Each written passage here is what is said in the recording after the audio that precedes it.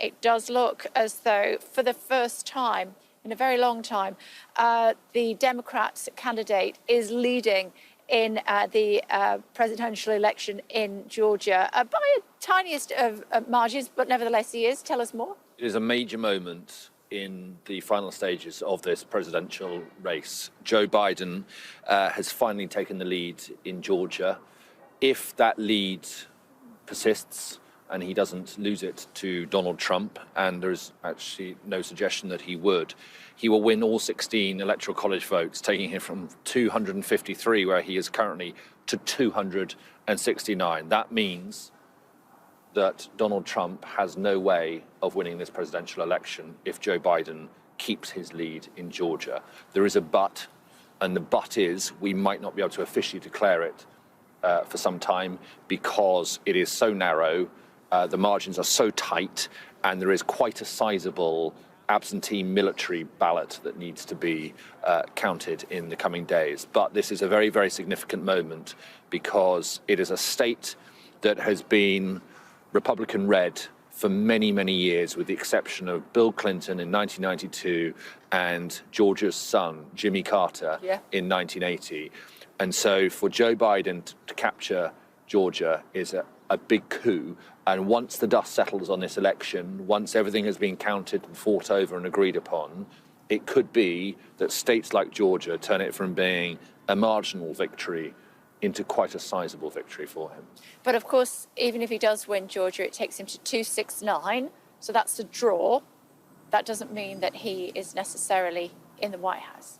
But we have to look at Nevada, which is almost certainly going to go his way. We look at Arizona, where he's in the lead at the moment. We look at Pennsylvania, which over the last couple of hours has been seeing Donald Trump's lead quite rapidly go down and down. And you look at the data and you drill down into the county level statistics, and it would look very much like that Joe Biden is on course in Pennsylvania to win it quite comfortably. Okay, some time to go yet. I mean, that is just as of a projection, if you like.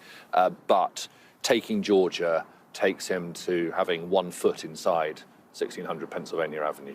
It is a pivotal moment, looking at that, the fact that Joe Biden is in the lead for the first time in Georgia. If you'd looked at the map 48 hours ago, you'd have thought that was highly unlikely, if not impossible.